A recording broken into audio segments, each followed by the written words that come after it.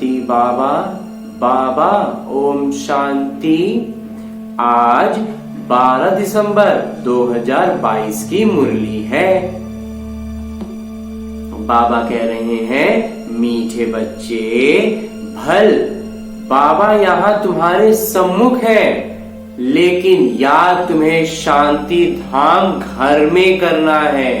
तुम्हारा बुद्धि योग सदा ऊपर लटका रहे। बाबा सम्मुख है, लेकिन बाबा को याद शांति धाम में करना है। प्रश्न पूछते हैं बाबा कि अहो भाग्य किन बच्चों का कहेंगे और क्यों? उत्तर बतलाते हैं कि जिन बच्चों की बुद्धि में बाबा की ज्ञान आई उनका है अहो भाग्य, क्योंकि ज्ञान मिलने से सद्गति हो जाती है। तुम विश्व के मालिक बन जाते हो। बाकी जब तक ज्ञान नहीं है तब तक कोई शिव बाबा पर शरीर भी होम दे, माने न्यौछावर कर दे, लेकिन प्राप्ति सिर्फ अल्पकाल की होती है। बाबा का वरदान नहीं मिलता। बाबा की जो अलौकिक संपदा है वो ज्ञान, बाबा को ज्ञान मिलने से, बाबा को जानने से, पहचानने से, बाबा की गोद में जाने से मिलेगा। भक्ति में भावना के चने मिल जाते हैं, सद्गति नहीं मिलती। ओम शांति। बच्चों के दिल में सदैव रहता है कि बाबा आकर हमको पढ़ाते हैं, यहाँ तो सम्मुख बैठे हैं। बुद्धि में आता है हमारे बाबा आए हुए हैं, कल पहले मुआफिक फिर से हमको राजयोग सिखलाकर पवित्र बनाए साथ ले जाएंगे। ये भी तुम बच्चे जानते हो। हम जितना पुरुषार्थ करेंगे उतना जाकर ऊंच पद पाएंगे। यह बुद्धि में रहता है। बच्चे जानते हैं अभी भक्ति मार्ग खत्म होना है। भक्ति और ज्ञान दोनों इकट्ठे नहीं चलते। जो भी मनुष्य पूजा आदि करते हैं, शास्त्र पढ़ते हैं, वह कोई ज्ञान नहीं है, वह है भक्ति। बाबा भी कहते हैं, मीठे बच्चे, वेद शास्त्र आदि अध्ययन करना, जप तप आदि करना, ये जो कुछ भक्ति अल्पकाल से करते आए हो उसको ज्ञान नहीं कहेंगे। ज्ञान के सागर एक पिता है, वह तुमको बिल्कुल सही रास्ता बताते हैं कि बच्चे अब मुझे याद करो तो विकर्म विनाश हो जाएंगे। कोई भी देहधारी की यह याद नहीं करना है। बुद्धि योग ऊपर में लटकी हुई होनी चाहिए कि परम धाम में मेरे बाबा है और वही मेरा भी घर है। ऐसे नहीं कि बाबा यहाँ है तो बुद्धि भी यहीं रहे। भल बाबा यहाँ है तो भी तुमको बुद्धि योग वहां शांति धाम में लगाना है। ज्ञान है ही एक क्षण का, एक क्षण लगेगा शांति धाम पहुंचने में। ज्ञान है ही एक क्षण का। भक्ति तो आधा कल्प चली है और आधा कल्प तुमको वर्षा मिलना है। भक्ति और ज्ञान दोनों इकट्ठे हो न सके। दिन और रात का फर्क है। दिन और रात अलग अलग है।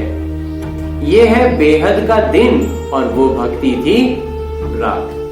ब्रह्मा का दिन सो ब्रह्मा कुमार कुमारियों का दिन।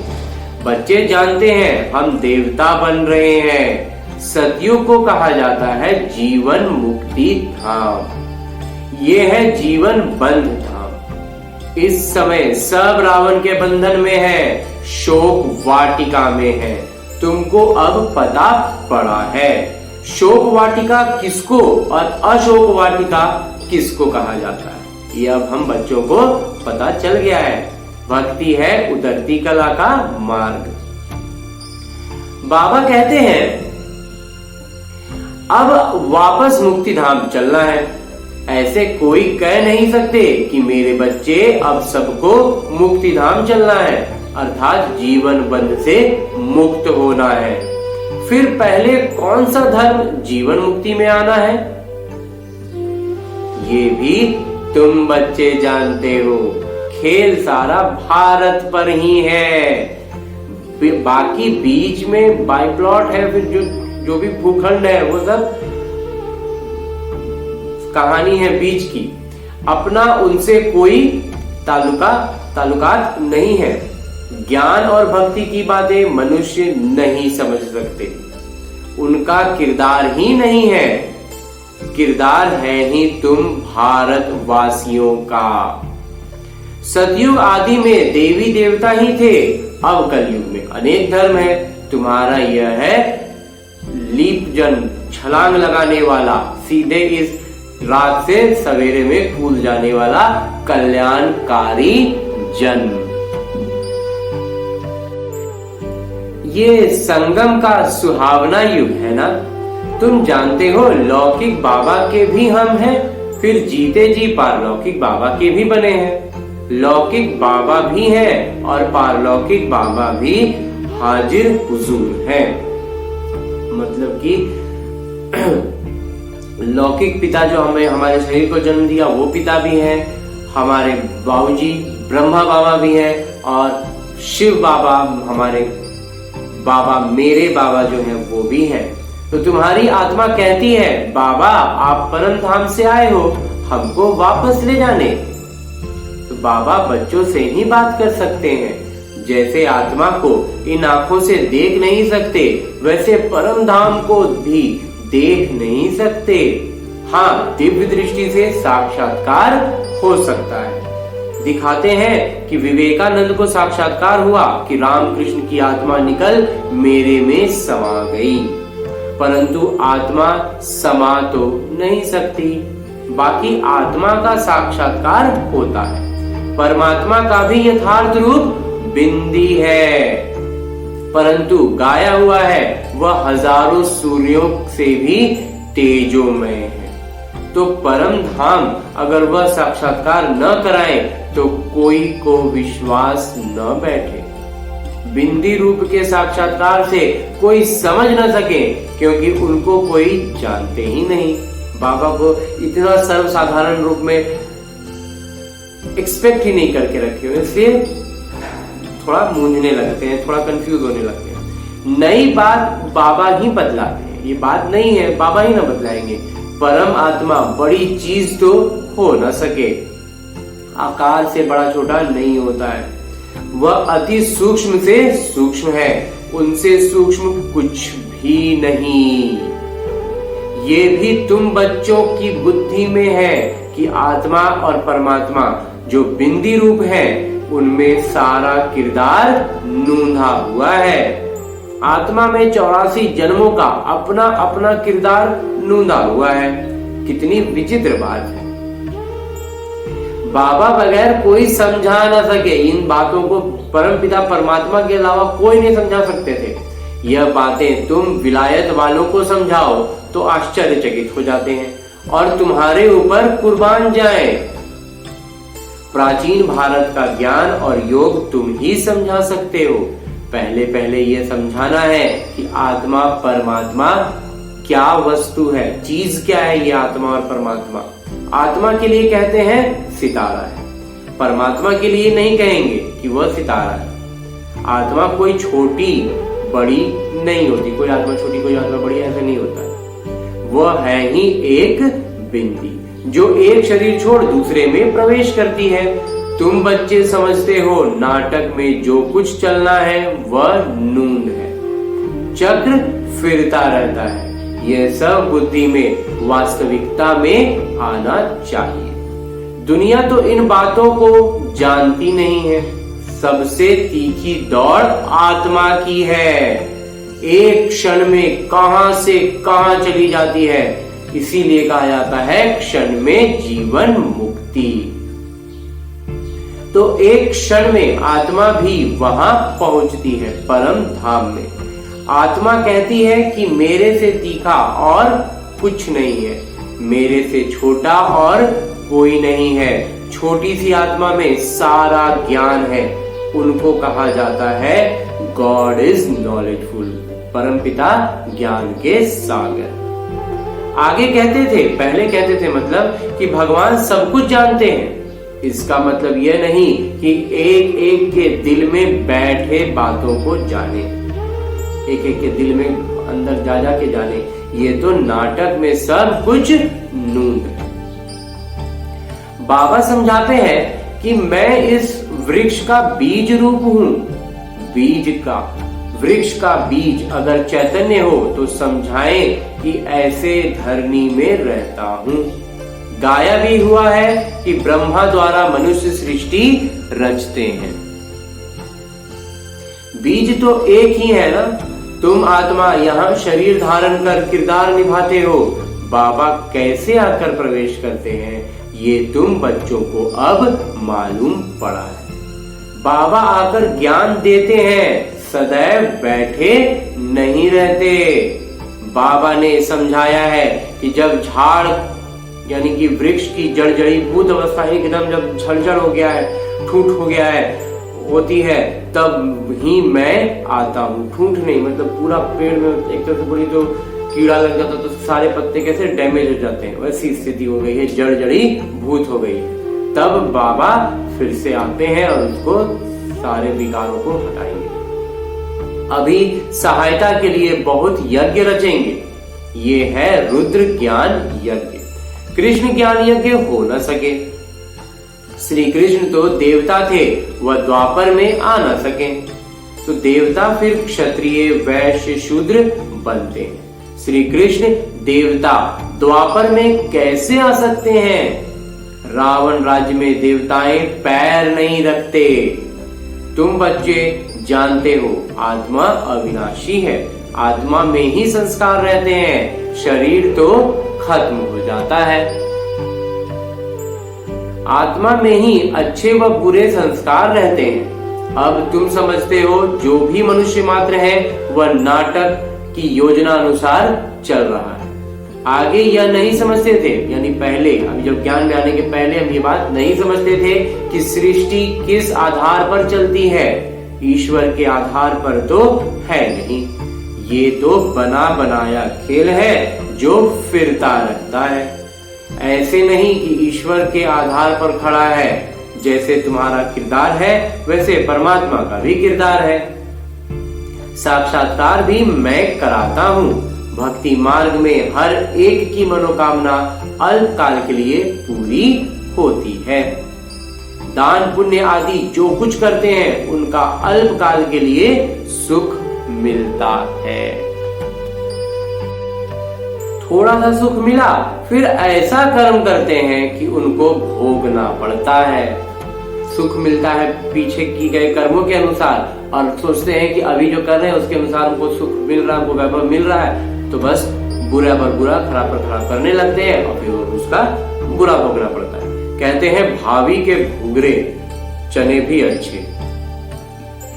भक्ति मार्ग में मेहनत करते हैं, मिलता क्या है?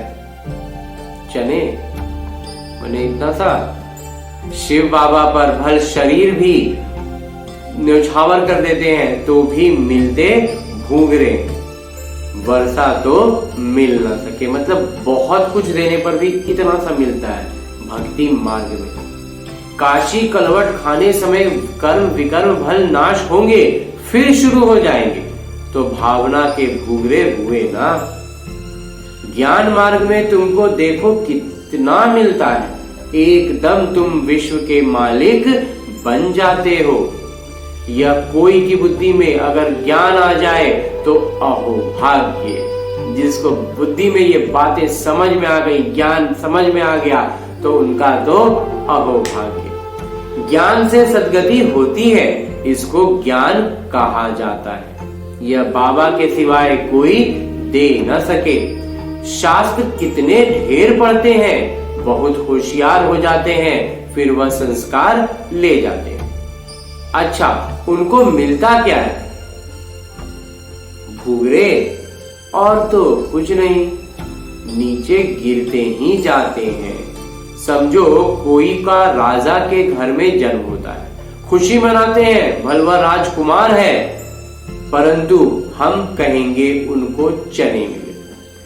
कहां तुमको बाबा विश्व का मालिक बनाए, बादशाही देते हैं, और कहां वह भूगरे चने, बस एक छोटा सा प्रांत का छोटा सा राजकुमार। कोई बहुत दान करते हैं, भल जाकर राजा के पास जन्म लिया तो भी तुम्हारी भेंट में भूगरे, मतलब हमारे सामने वो कुछ भी नहीं। तो अब राजाई पद का पुरुषार्थ करना चाहिए। लौकिक पिता भी बच्चों को देख बहुत खुश होते हैं। ये है बेहद के माता पिता, जिससे 21 जन्मों का, जिनसे हमको क्या मिल रहा है, 21 जन्मों का सुख मिलता है। आजकल देखो दुनिया में दुख बढ़ता जा रहा है। अभी दुख धाम का अंत है। पारलौकिक पिता से बच्चों को क्या मिलता है, लौकिक से क्या मिलता है, फर्क कितना है। लौकिक से क्या मिलता है, पारलौकिक से क्या मिलता है, दोनों में बहुत ज्यादा फर्क है। यहाँ कर्मों अनुसार कोई गरीब बनता है, कोई कैसे बनता है। ये वहां गरीब भी सुखी रहते हैं। नाम ही है सुख धाम, ये है दुख धाम। सन्यासी लोग कहते हैं हमने घर बार छोड़ा है, पवित्र बने हैं।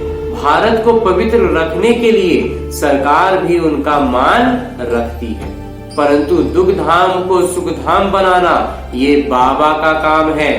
सर्व को शांति धाम सुख धाम ले जाना है, क्योंकि यह तो सारी दुनिया का प्रश्न है। भारत जब श्रेष्ठाचारी था तब देवताएं थे। बाबा ऐसे निबंध देते हैं, युक्ति से लिखना चाहिए।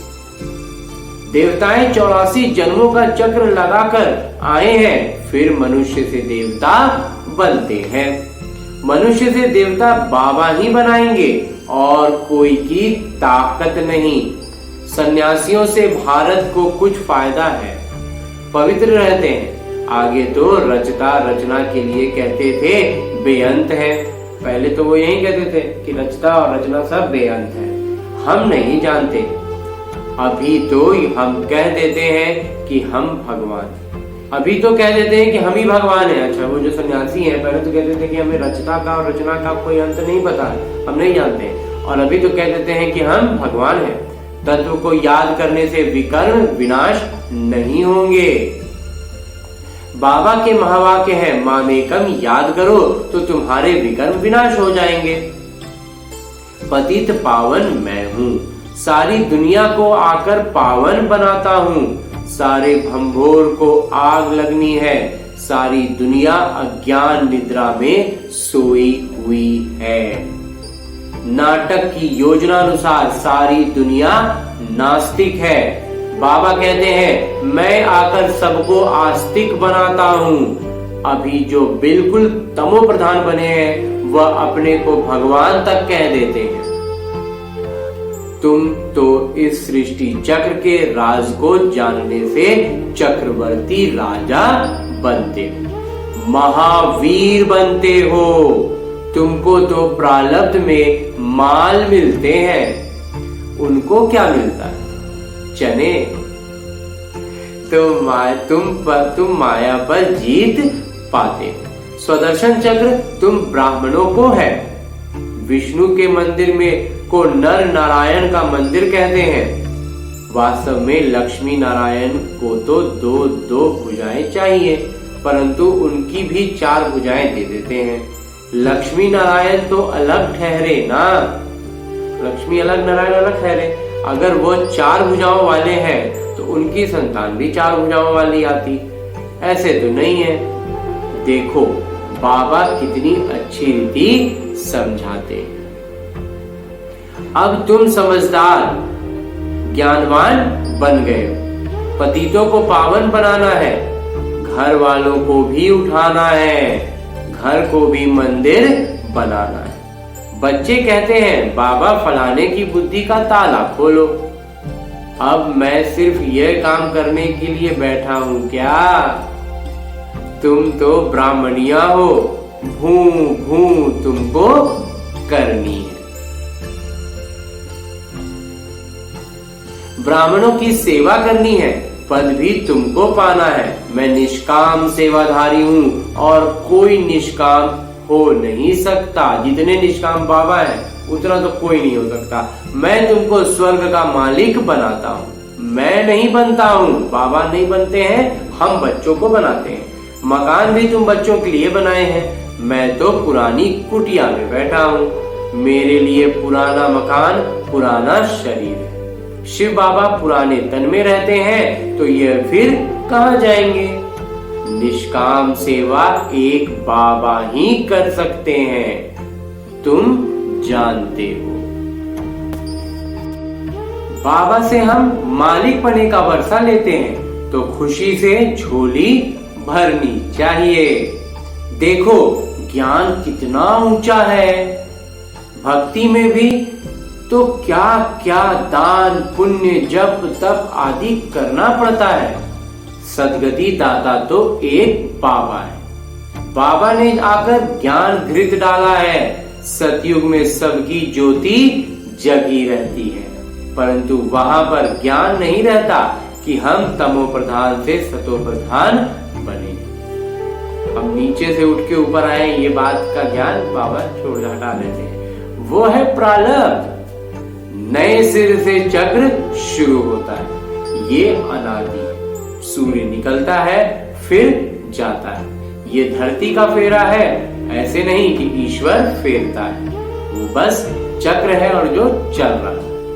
अच्छा, मीठे मीठे सिकिलते बच्चों प्रति माता पिता बाबा का याद प्यार और आशीर्वाद। रूहानी बाबा की रूहानी बच्चों को नमस्ते। हम रूहानी बच्चों की ओर से रूहानी बाबा को याद प्यार और प्रणाम।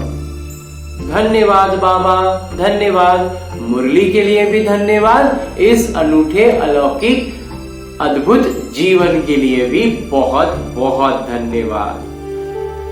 धारणा है, घर घर को मंदिर बनाना है। परिवार वालों की भी सेवा करनी है। ऊंचे ज्ञान का सिमरन कर खुशी से झोली भरनी है। किसी भी देहधारी को याद नहीं करना है। अपना बुद्धि योग ऊपर लटकाना है। सुहावने संगम युग पर जीते जी पारलौकिक बाबा का बनना है। सुहावना संगम युग है। ये छलांग लगाने का युग है। कलयुग से सतयुग में छलांग। और आगे बाबा वरदान दे रहे हैं। देते हुए बाबा कहते हैं, यथार्थ सेवा द्वारा सेवा का प्रत्यक्ष फल खाने वाले मन बुद्धि से सदा तंदुरुस्त भव। यदि सेवा योग युक्त और यथार्थ है तो सेवा का फल खुशी, अतीन्द्रिय सुख, डबल लाइट की अनुभूति अथवा बाबा के कोई न कोई गुणों की अनुभूति प्रत्यक्ष फल के रूप में जरूर होती है। और जो प्रत्यक्ष फल खाते हैं वह मन बुद्धि से सदा तंदुरुस्त रहते हैं। अगर कमजोर रहते हैं तो समझो ताजा फल प्रत्यक्ष फल नहीं खाते। प्रत्यक्ष फल सदा स्वस्थ बनाता है। इसलिए आपका उद्देश्य है सर्वदा स्वस्थ, सर्वदा समृद्ध और सर्वदा खुश। ध्यान देते हुए बाबा ने जो कहा है वो है कि खुशी सबसे सरल प्रत्यक्ष फल है। जब हम बाबा की सेवा में किसी भी तरह की कोई भी सेवा करते हैं तो खुशी तो हम सब अनुभव कर पाते हैं। तो वो जब खुशी होती है तो हम डबल लाइट यानी आत्मिक प्रकाश का भी अनुभूति करते हैं और बोझ कर्म बंधनों के बोझ से भी मुक्त होकर हल्केपन का भी एहसास करते हैं। तो दोहरी खुशी होती है, अतीन्द्रिय सुख मिलता है और यही है प्रत्यक्ष फल। और ऐसे प्रत्यक्ष फल जब हमारे अनुभवों में जुड़ते जाएंगे तो हमारा निज अनुभव बढ़ता जाएगा और हम ज्ञान में और ज्यादा पक्के होते जाएंगे। इसलिए बाबा कहते हैं कि हमारा उद्देश्य ही है, हमारा स्लोगन भी है कि ever healthy, ever wealthy, ever happy, यानी सर्वदा स्वस्थ, सर्वदा समृद्ध और सर्वदा खुश। आज की मुरली के स्लोगन है, उपदेश है कि अपने हर कर्म द्वारा ब्रह्मा बाबा के कर्म को प्रत्यक्ष करने वाले ही कर्म योगी हैं। जो भी हम कर्म करें उस कर्म में ब्रह्मा बाबा की प्रत्यक्षता हो, क्योंकि जीवन के हर पहलू पर ब्रह्मा बाबा ने जीवन जी के बतलाया है, दिखाया है कि कैसे किस स्थिति से कैसे उन्होंने जीवन को आगे बढ़ाया। कितना ज्यादा समर्पण भाव था। वही सारी चीजें हम ब्राह्मणों से प्रत्यक्ष हो, हमारे हर बोल से, हमारे हर चलन से। अच्छा, आज की मुरली बस यहीं तक। तब तक के लिए बाबा की याद में रहना है। ओम शांति। ओम शांति बाबा। बाबा ओम शांति। ओम